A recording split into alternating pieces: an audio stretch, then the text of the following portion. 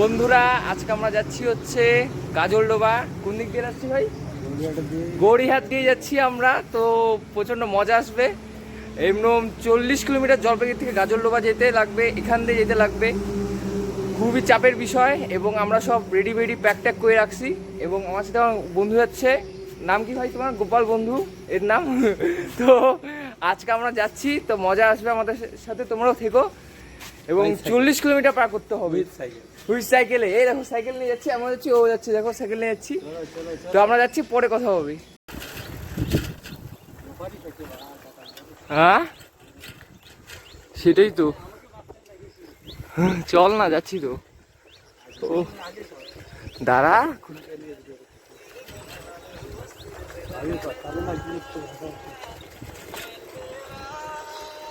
রাস্তাটা খারাপ না, রাস্তাটা তো খারাপ হয়ে গেছে কিন্তু ফুলের গাছ ছিল দুই পাশে, দারুণ লাগতেছে কিন্তু না? ফুলের গাছগুলো এত বড় বড় ছিল। হ্যাঁ সেই লাগছে। ও দেখ, চা পাতা বাগানে ভর্তি। ও দুর্দান্ত লাগতেছে।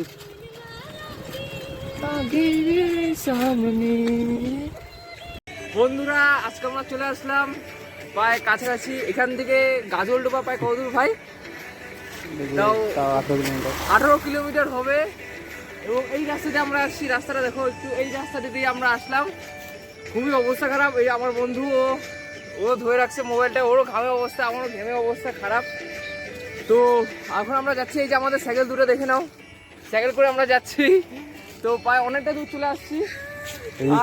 এদিক থেকে আসলে আরো একটা দূর হইতো, এদিক দিয়ে প্রায় কাছেই আসছে। আমরা এদিক দিয়ে প্রায় চলে আসছি। এখন আমরা যাবো গাজলডোবার ওখানে।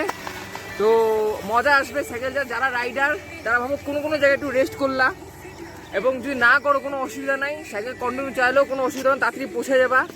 এবং কিছু খাওয়া দাওয়া যদি করতে পারো আরও ভালো।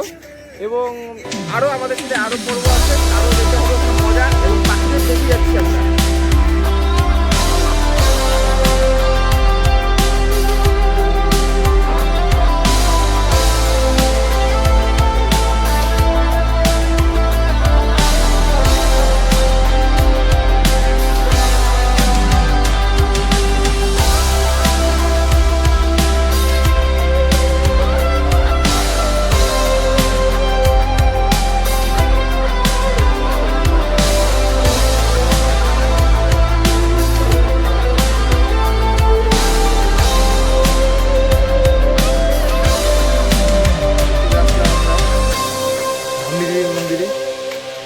সাইকেল চালায় আসলাম, খুবই পরিশ্রম লাগলো, আস্তে আস্তে অনেক টাইম লেগে গেল, ও মজাও আসলো। এই দেখতে পাচ্ছ আমি দেবীর মন্দিরে চলে আসছি। আমি আমার বন্ধু মিলে চলে আসলাম। গরমটা লাগতেছে বাম্পার ভাবে। সাইকেল করে আসলাম, চশমা পরিয়ে গেছি, তো গরমও লাগতেছে। আমাদের টার্গেট হচ্ছে গাজলডোবা। তবে আসলাম ভামনি দেবীর মন্দিরটা একটু দেখে ঘুরে টুরে যাই। তো আগে একবার আসলাম বাইকে করে, তারপরে এই প্রথম সাইকেল করে আসলাম ভামনি দেবীর মন্দিরে। তো ভালোই লাগতেছে। মন্দিরটা চারপাশে বেশ অনেকটা বড়ই আছে, তোমরা মজা পাবা। ওই পাশে পুকুরও আছে, তো পুকুরটাও দেখাচ্ছি। তো বন্ধুরা আজকে আমরা জুতা খুলবো। কোথায় জুতা খুলবো ভাই? এই যে এখানে জুতাটা খুলতে হবে। এখানে জুতাটা খুলি নাকি? বাইরে থেকে দেখবো, ভিতরে প্রবেশ করবো না। এই রাস্তাটা দেখো। ও জুতাটা খুললে ভাই খুবই গরম লাগলো, এবং আস্তে আস্তে টাইমটাও লাগলো প্রচুর। এবং আমরা সকাল 7:30টার দিকে বের হয়েছিলাম, আস্তে আস্তে এখন বাজে মোট 9টা বাজতে চললো। তো আমরা যাচ্ছি সিঁড়ি দিয়ে নেমে, দেখতে পারো মন্দিরে প্রবেশ করতেছি। অসাধারণ লাগছে। মন্দিরে ঘন্টাও আছে, বাইরে দিয়ে যেতে পারো ঘন্টা, চা দিয়ে ঘন্টা আছে, এদিকে ঘন্টা, ওখানে ঘন্টা আছে। তারপরে জবা ফুলের বাগান, এই পাশে দেখো, এই পাশেও আছে গোলাপ ফুলের বাগানও আছে। ভাই বলতেছে গোলাপ ফুলের বাগানও আছে, দারুণ লাগে। মন্দিরে ভূপের প্রবেশটা দেখো, দারুণ।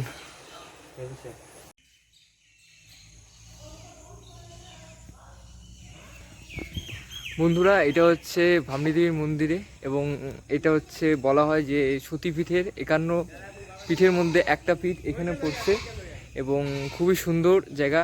এবং ভাবনী দেবী বোদাগঞ্জের সাইডে, বোদাগঞ্জ দিয়ে যেতে লাগে, আসতে লাগে। আমার এই প্রথম অভিজ্ঞতা সাইকেল চালা আমি আসলাম জলপাইগুড়ির থেকে। তোমার হচ্ছে আমার টার্গেট তো গাজলডোবা এবং এখনও 40 কিলোমিটার যাওয়া বাকি এবং অত্যাধিক রোদ, এখনও রোদ পড়ছে, বাম্পারভাবে রোদ হচ্ছে এবং যাই দিতে হবে। দেখো মন্দিরটা, তো এখানে অনেক ইতিহাস আছে এটার বিষয়, অনেক মানে বলতে গেলে ভাবনী দেবীর মন্দিরটার বিষয় অনেক ইতিহাস আছে। যে এখানে সতীপীঠের, এখানে 51টা পীঠের মধ্যে একটা পীঠ পড়ে। এই যে ভাবনী মা দেবীর একটা পায়ের বুড়া আঙ্গুল এখানে পড়েছে এবং এটা অনেক ঐতিহ্যবাহী জিনিস, তোমরাও দেখতে পারবা। তো আমরা উপরে যাচ্ছি। উপরে যাবি? উপরে আমরা যাচ্ছি, দেখো সিঁড়ি দিয়ে, সিঁড়ি দিয়ে উপরে যাচ্ছি আমরা।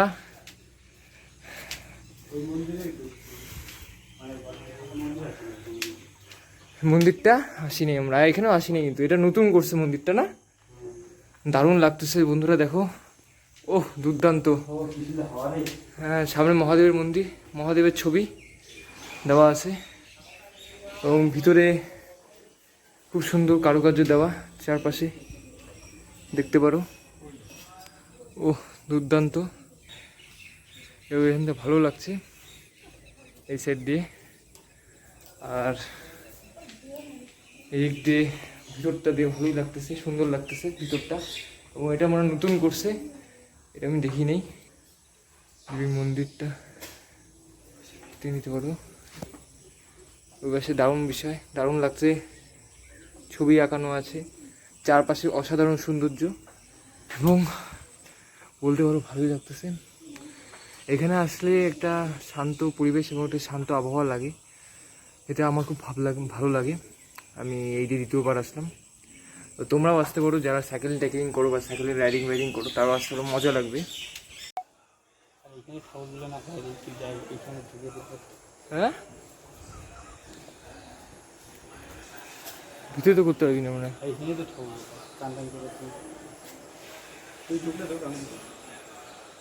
বন্ধুরা, আমরা হচ্ছে খাওয়া দাওয়া করলাম, এখন জল খাচ্ছি। আর ওই যে ওখানে একটা বান্দর, একটা না দুইটা বান্দর আছে। ও তোমরা দেখতে পাচ্ছ, গাছের মধ্যে দেখতে পাচ্ছ কেন জানি না।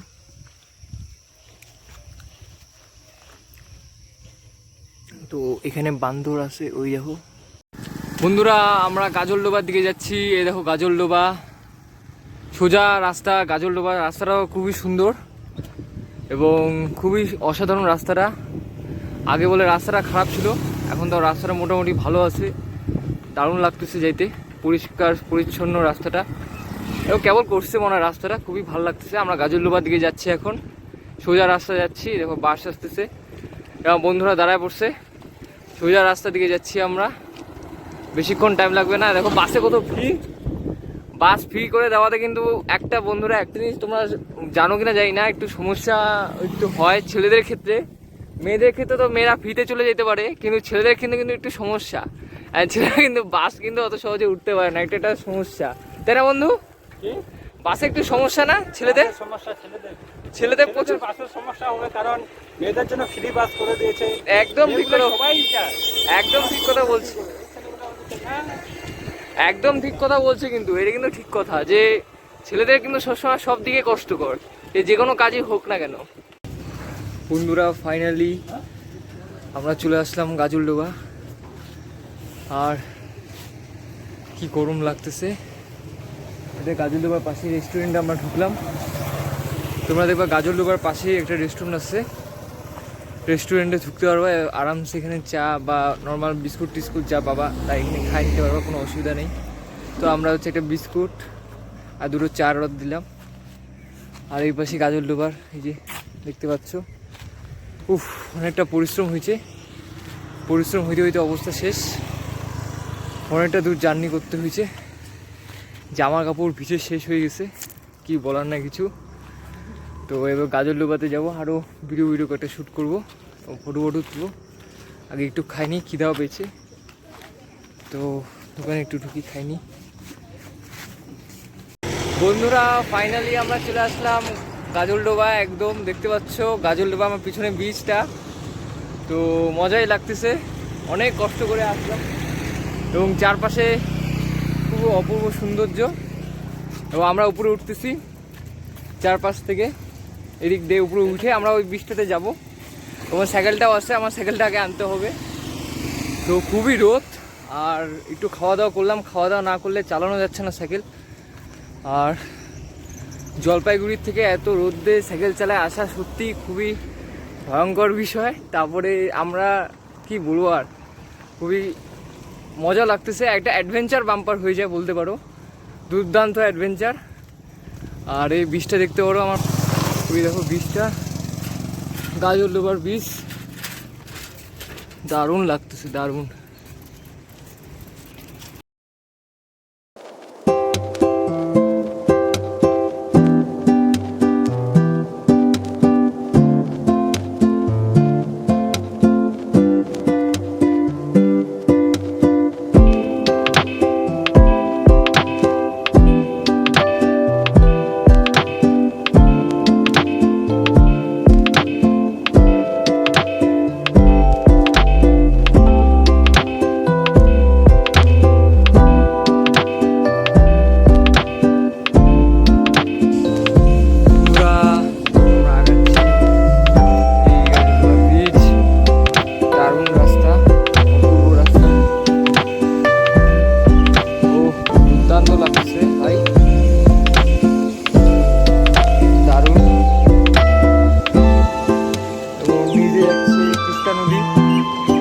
তিস্তা ব্যারেজ যেটাকে বলা হয়, তিস্তা ব্যারেজ আসলে ওইটা, এটা হচ্ছে ব্রিজ করছে, দারুণ লাগছে, ও দুর্দান্ত,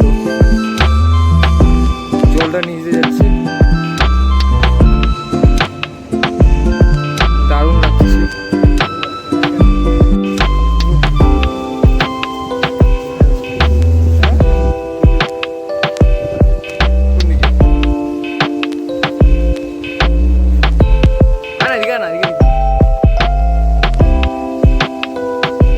ভাই ফাইনালি আমরা পৌঁছে গেলাম গাজলডোবা, তিস্তা নদীর চর, দারুণ লাগতেছে, দেখো তোমরা সবাই, অসাধারণ লাগতেছে। হ্যাঁ এই তো, ও দুর্দান্ত লাগতেছে ভাই, ও দারুণ লাগতেছে।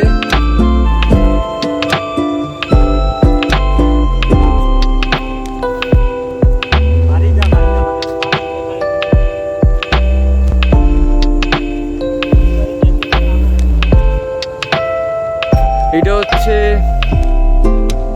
বোদাগঞ্জের থেকে অনেকটা দূরে গাজলডোবা আমরা চলে আসছি, যেটাকে বলা হচ্ছে পাখিদের রাজ্য, পরিযায়ী পাখিদের রাজ্য না, সরি, পরিযায়ী পাখিদের দেশ বলা হয়। সেখানে আমরা আসছি, খুব সৌন্দর্য, এবং এখান থেকে কাঞ্চনজঙ্ঘা পাহাড়ও দেখা যায়। কিন্তু আজকে আমরা কাঞ্চনজঙ্ঘা পাহাড় দেখতে পারবো না, কিন্তু আকাশটা খুবই খারাপ, মেঘে ঢাকা আকাশ, এবং খুব সুন্দর জলটা যাচ্ছে, দেখো তোমরা দেখতে পাচ্ছ, অসাধারণ দৃশ্য। ওই ব্রিজ দিয়ে গাড়িগুলো যাচ্ছে, আমরা ওই ব্রিজে যাবো এখন।